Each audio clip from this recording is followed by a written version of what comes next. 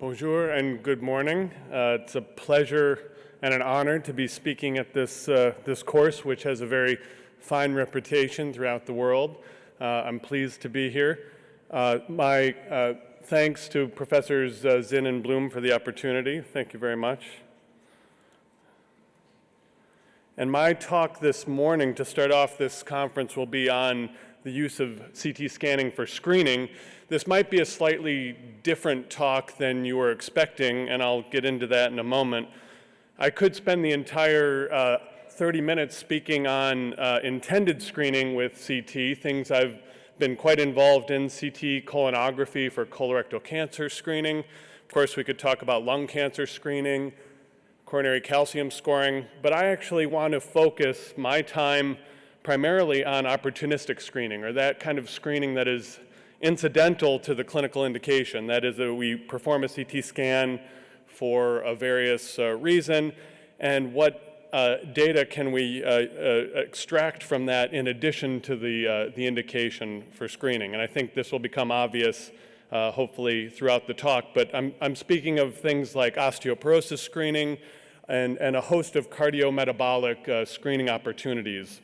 And this will add value, and this is such a common theme I know in the US and probably throughout the world. We need to add value to what we are already doing and increase that value as much as we can.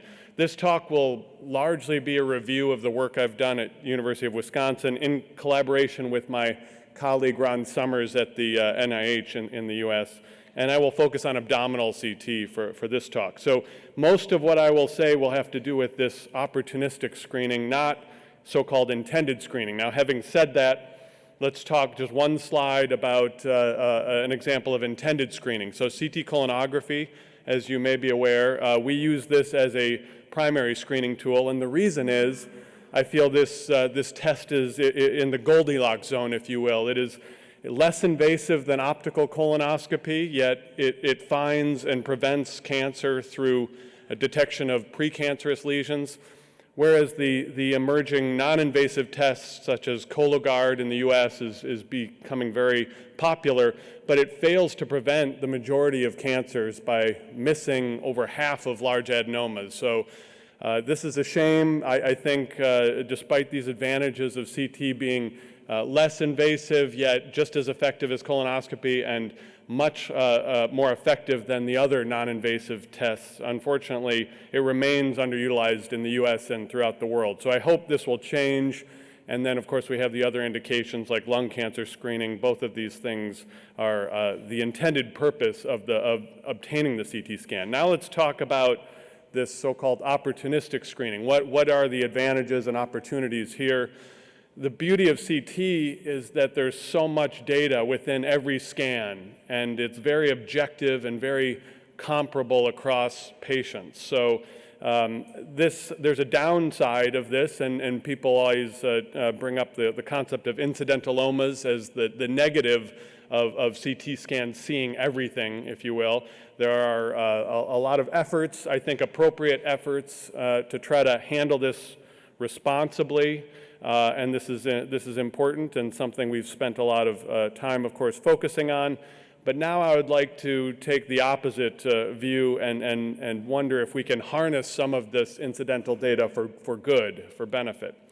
There are a number of objective measures of body composition, which is what I will be focusing on, that we can obtain in every scan.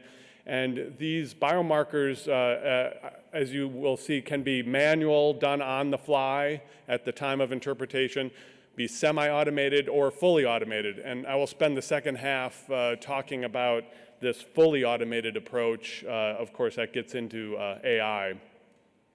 And again, this requires no additional patient time or radiation exposure. The scan is already completed. Now, what can we gain from that scan?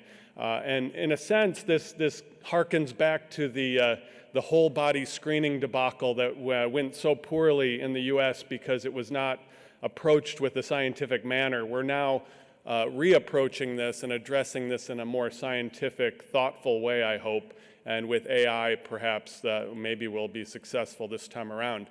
As you may know, many scans are performed both throughout Europe and the US and all of the developed world, and frankly throughout all the world now.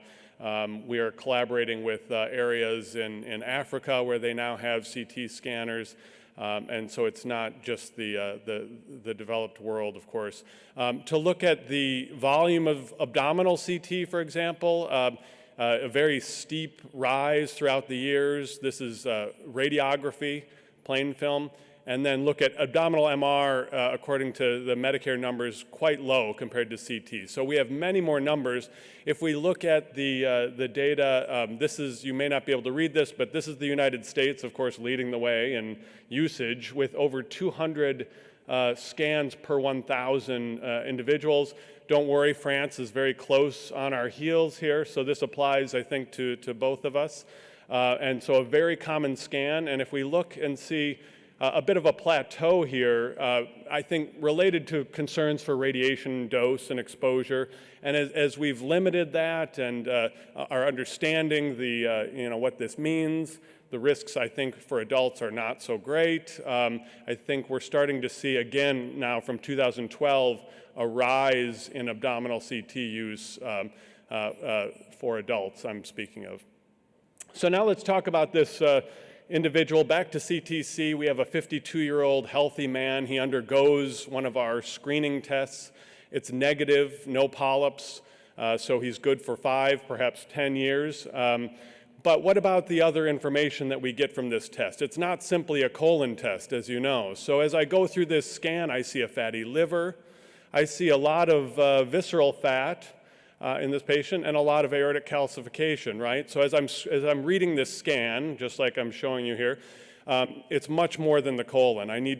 Should we take all of these factors? Should we take advantage of them? And I say yes, we should. Also, as you know, CT colonography was a bit of a testing ground for these findings outside of the intention, the extracolonic findings, if you will. And we've spent a lot of time looking at these extracolonic events, whether both the positive and the negative. I feel there's a net benefit to this screening. Let me just show you a few quick examples.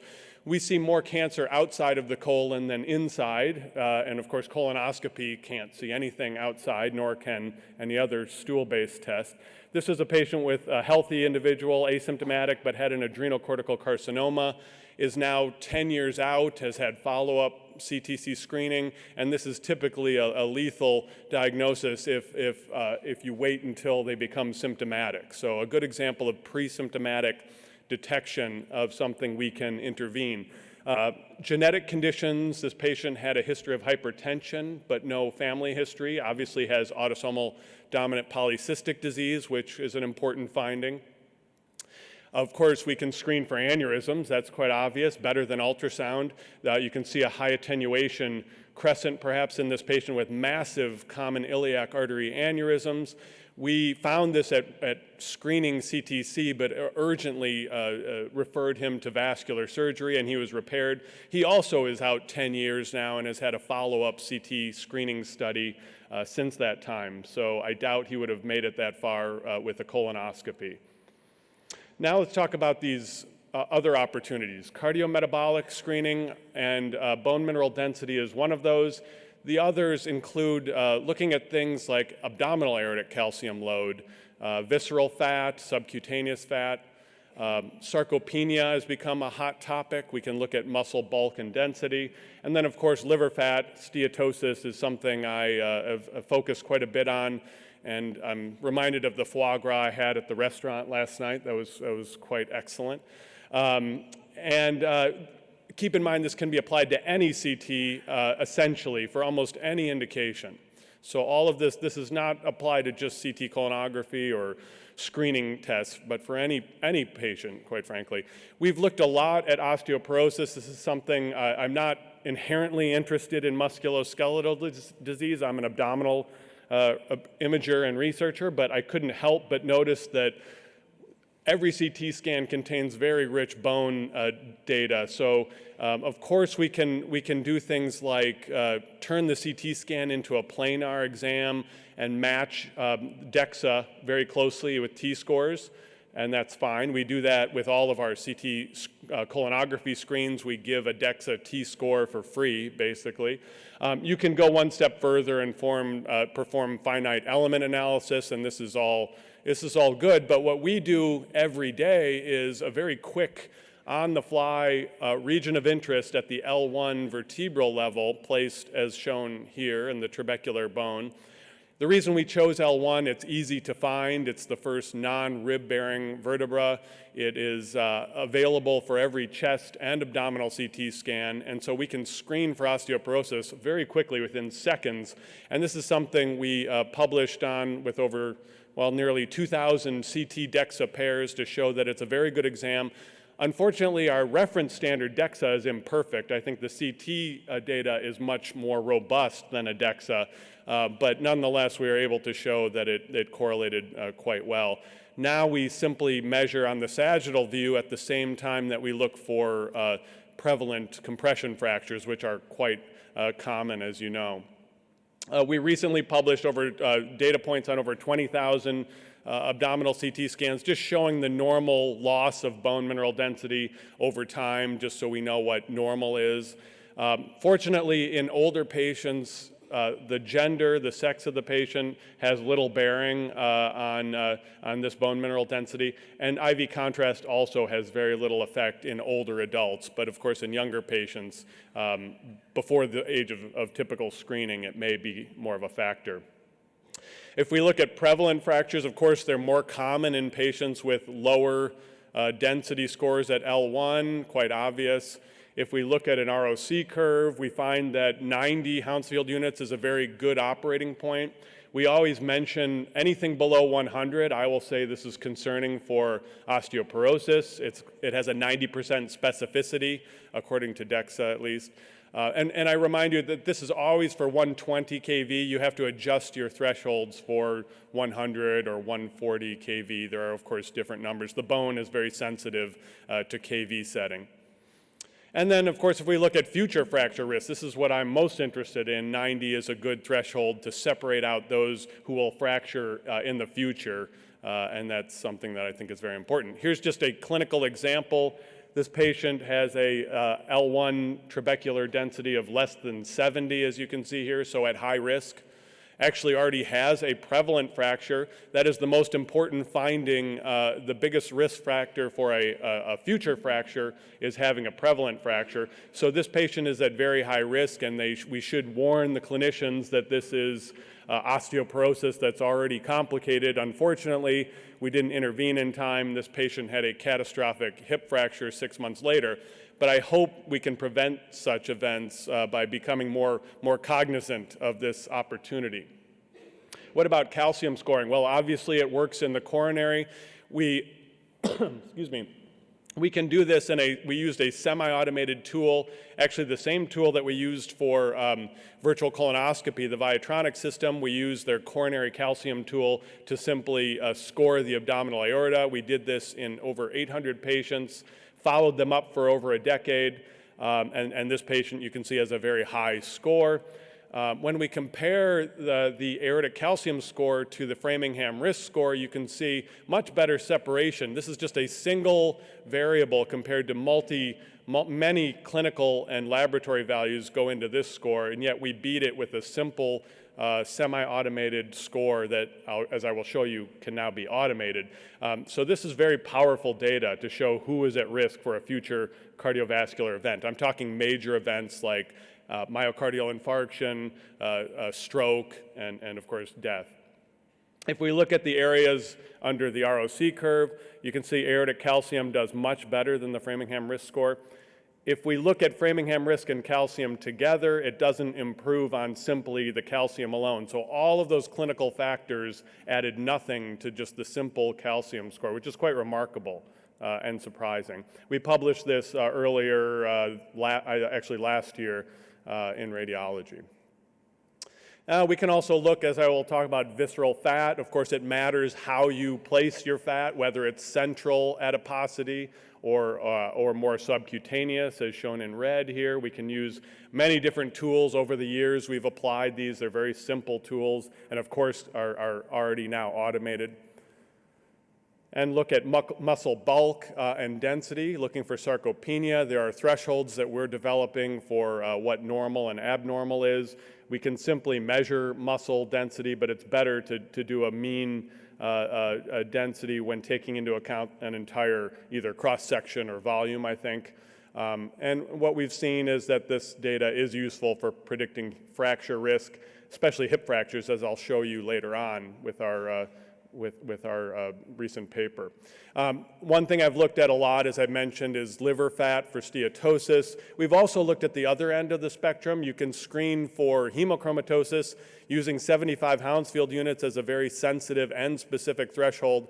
For anyone who has a attenuation greater than 75, we should recommend iron testing for ferritin or even hemochromatosis genetic testing if they, of course, haven't had multiple transfusions or they're not taking amiodarone or obvious identifiable causes such as that. But we're talking now about the steatosis tail here at the other end of the spectrum, which is, of course, very common. I think you should be aware, and this is something I think is very useful, that the CT scan and non-contrast CT scan has a linear correlation with the PDFF fat fraction. And so once you know the attenuation on a non-contrast CT, you can actually report this out in terms of fat fraction or an MR PDFF equivalent fat fraction. So that's something we are doing as well. Now, work with Ron Summers, and the rest of this talk will now focus on more of the AI institution of these opportunistic tools, as I've mentioned. Realize this is not black box, if you will, AI. There is no more learning that's being done. These are static tools that were developed using machine learning and deep learning. But now they're simply just simple tools that we're applying to a CT scan, and so they're very understandable results. It's not a mystery how we're getting these measurements. Of course, Ron Summers has been doing AI before AI was cool. He was doing it 20 years ago with CAD. These are papers that we published as long ago as 2004, and so AI has been around for a long time. And I won't talk any more about CTC at this point. I'd like to talk about using these automated tools and how we've looked at a large healthy screening cohort. We used our CTC cohort. These are outpatient healthy adults undergoing a CT scan for a healthy indication. And as you can see, the average age is 57 years.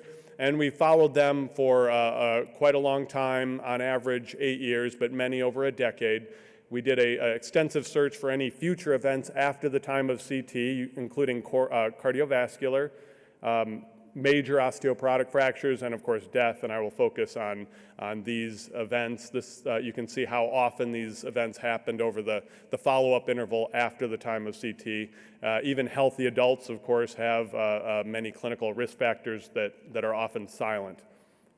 We compared this to the clinical standards of the Framingham risk scores I've already mentioned. We applied FRAX to all of these patients, which is also the clinical standard, and BMI as well.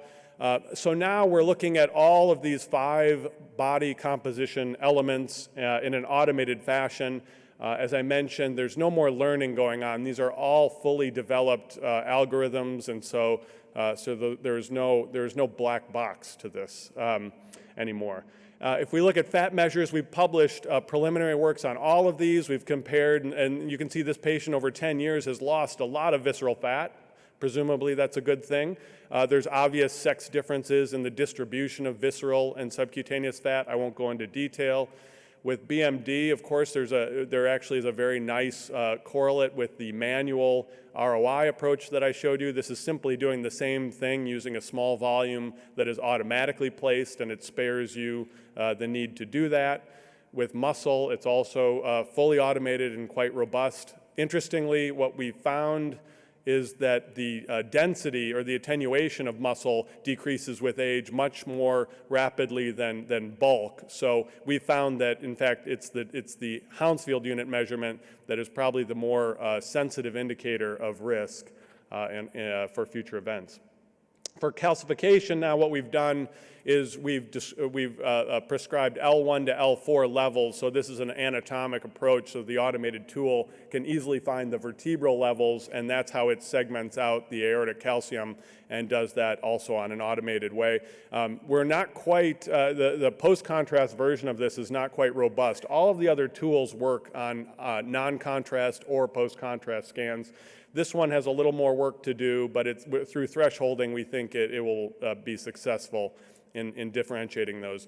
As we expect, about half of individuals have a 0 score, which is good, but the remaining half have various load of calciums in their abdominal aorta, and that becomes a very important risk factor.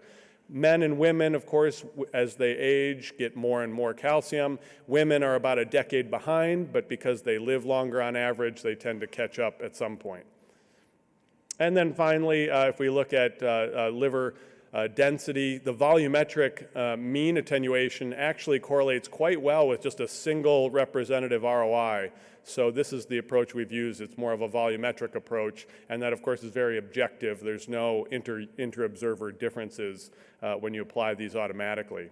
And a very normal distribution, again, except for this steatosis tail on the left. About half of our screening population has at least some degree of steatosis, mild, and about 10% will have moderate or severe according to those thresholds.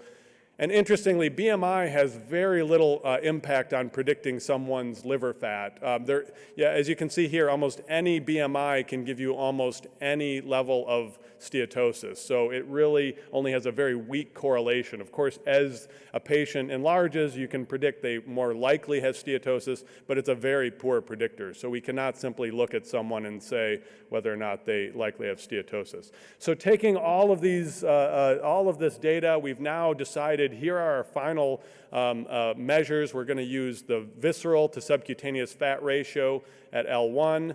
We're going to look at L3 level for muscle. This is all based on this preliminary data I just went through, L1 to L4 for aortic calcium, and then using the entire liver for attenuation, and the L1 trabecular level. So now we've applied these to all 9,300 patients. We looked for all follow-up outcomes for adverse outcomes, and what did we find?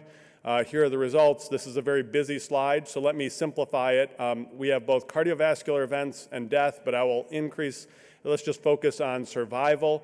So you can see very obvious differences in most of these basic measures in those who died and those who have survived the interval. And you can see even with steatosis, there's a small but significant difference. All of these other are quite obviously different, but this doesn't tell the whole story, of course. These are just averages. So as we look more closely at the ROC curve, again, let's focus on death alone. The Framingham risk score does fairly well to predict death over a 10-year interval. BMI, however, has almost no predictive ability whatsoever. It's a coin flip. Essentially 0.5 area under the curve. So that's interesting. We'll see that visceral fat actually does much better, so it depends where you put your fat. Aortic calcium, again, beat the Framingham risk score by itself. Muscle density also beat the risk score, this multivariate complex score, by just a single measure. And of course, if we combine CT measures, looking at calcium, muscle, and liver in this example, we can see the area under the curve is significantly greater. If we look at Kaplan-Meier type quartile charting here again, you can see Framingham risk score and aortic calcium. There's a better spread here with aortic calcium. The highest risk quartile is separated quite a bit. Similarly with muscle, and even with L1 BMD measures, the lowest quartile actually is separated from the rest, which was a bit of a surprise. And also, if you see visceral to subcutaneous fat on the CT scan is informative, whereas a patient's BMI has very or little no information in terms of their future risk, and this is just for death. The same applies for cardiovascular risk. Here's liver attenuation. There's also some information there, better than BMI again. I could show you the same thing for cardiovascular events, but in the sake of time, I'll move on. But we can, of course, combine these in multiple ways and get even better separation. And notice the time to follow up here is well over a decade. And if we add age and sex, there's actually surprisingly little additional benefit. So we're getting all of the important information from the CT scan alone. Now let's go back to this 52-year-old gentleman. As you recall, he had a negative screening study, so it's a normal exam, right? Well, now let's look at his Framingham risk score, put him in a very low risk category, 5%. That's not bad. He was just a little bit overweight, not bad. But here were his CT findings were much worse, tell a much different picture. Here's his visceral to sub-Q fat ratio was over 3, which puts him in the 99th percentile. His liver fat put him in the 97th percentile, very fatty, and his Agatston score put him in the 97th percentile. So according to our models, his risk for a cardiovascular event within only 2 years was actually 18%, and actually up 60% by 10 years. So very high risk individual, even for death, 37% risk of death within 10 years. Well, what actually happened? 3 years later, he did have an MI that the Framingham risk score did not predict, but the CT did. And also, he had 12 years later, he had minor trauma, a negative CT scan. But again, look at the aortic calcium increase. This is a post-contrast study, but he has a massively fatty liver, and his visceral fat is actually increased. And he actually died later that year of causes related to metabolic syndrome, if you will. If we do the same thing for fractures, future osteoporotic fractures, the FRAX score does moderately well, and the L1 score basically matches it with just a single measure that takes, even manually takes only seconds to do. If we combine that with muscle, we get a little bit of improvement, but you can see these are already comparable to the gold standard of FRAX. And I could show you the same things here. We get good separation with L1. FRAX is a little bit better perhaps, but when we combine these two, they're comparable. Here's one clinical example, 59-year-old woman, CT colonography study. It was a negative CT colonography, but her FRAX score was also well below the treatment threshold. I think 20% is what most use. For a hip fracture FRAX score, she was well under the 3% treatment threshold, so she was low risk from the FRAX standpoint.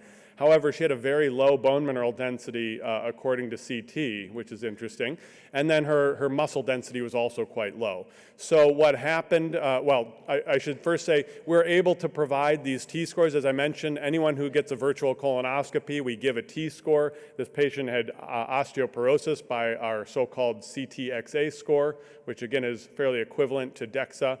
3 months later, she actually had a hip fracture, so we didn't discover this in time, but I'll show you a little more to her story in a moment. Then they do the right-sided, after the fact, DEXA score, which is osteoporotic, not surprising, but she hadn't been screened with DEXA up to that point. Now, her real story was she had a history of urolithiasis, so renal calculi. So if we had just noticed on these multiple CT scans, using now the automated tool or the manual tool, you can see she's a little bit low. Below 150 is mild decrease. Now she's getting lower by 2007.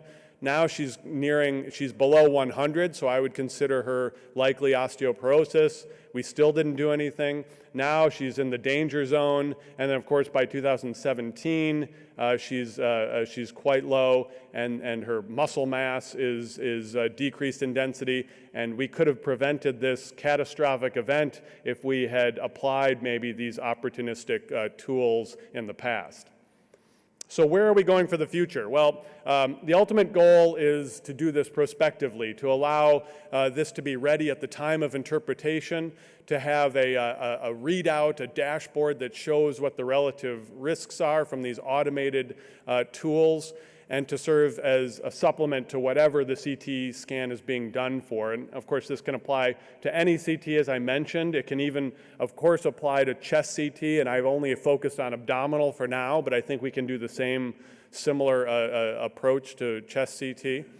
And so in summary, I hope I've shown you that we know this is a very frequent test, and it's a very powerful, robust, objective tool, and we need to use some of these body composition data elements that are rarely used in practice, but they're quite simply measured. They can be automated, as I've shown you, and the performance is quite remarkable in the amount of data it gives us. So I think going forward, we can add value to what we're already doing in practice. So don't look at the CT scan as a hammer to nail the diagnosis. Think of it more as a toolbox for making a whole variety of risk assessments. Thank you very much, and I hope you enjoy the rest of the meeting.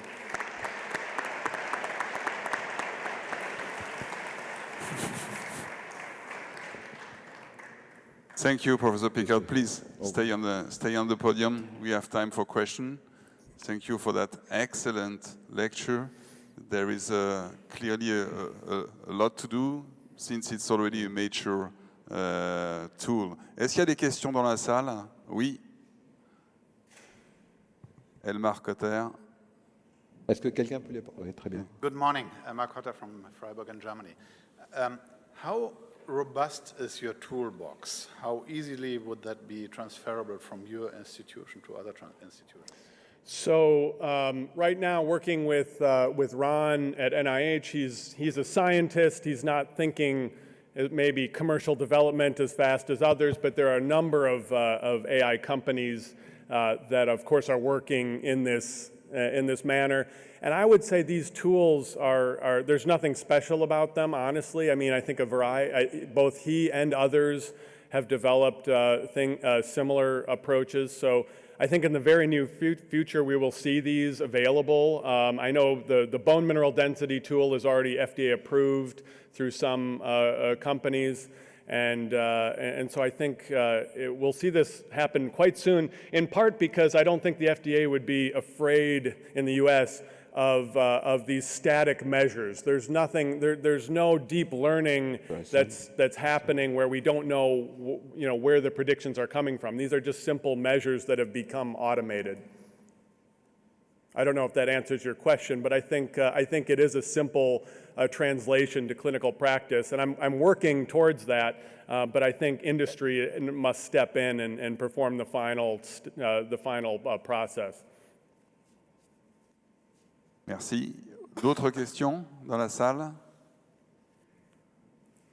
S'il n'y a pas d'autres questions, moi j'en ai une. So I have a question for you. Yeah. Regarding finally the patient. How to communicate those results to the patient. If I'm a patient coming to the CT for CRC screening, so I'm very happy I have no polyp, but finally I go out with a cardiovascular risk, maybe too much fat in my liver, and so how do you communicate those results? That's an excellent question, and as radiologists, we're not used to providing unsuspected results. I think this, as other CT findings, should go through the clinician primarily. And I would view it more or less as an abnormal lab test that they might get, a lipid profile. And it should be handled through the clinician as the one with the rapport with the patient.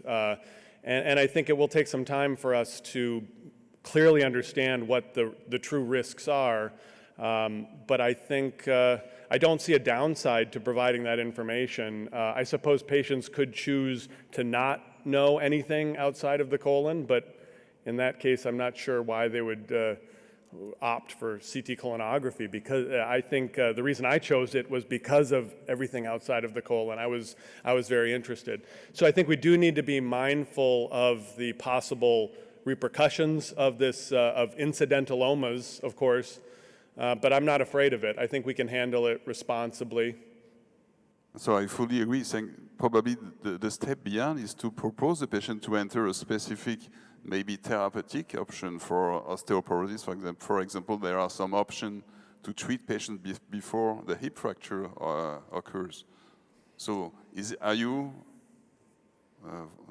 do you foresee some option in terms of treatment, preventive treatment in this? Absolutely, and I think we refer patients because we're still living in a world of DEXA. I think most patients that are identified as osteoporotic are still getting being referred to DEXA because then they can follow those patients. And if they choose to treat, that's based on, of course, the existing factors. So it's not a standalone test, but it's to discover the risk, and then the patient then goes through the established means for now. Maybe we change that in the future. Do you think we might shift from opportunistic screening to massive screening and maybe replace DEXA by a CT scan, lumbar CT scan? So are you suggesting that we get this as an intended screening health? Absolutely. I think I'm a little wary to pitch that early on, but I think from the data we're seeing, I think there's no doubt that this is a very robust screening tool for, say, a 50-year-old to obtain, and we can, screen for aneurysms, polyps, of course, and all of these other things with one single test. I think we can show this is very cost-effective compared to all of the different laboratory values and individual tests that would be required to equal a single CT scan. So I think if what we want is cost-effectiveness and clinical effectiveness, CT is the future. Do you think we'll be able to handle all this huge amount of data and high number of examinations that we will have to perform? I'm sorry?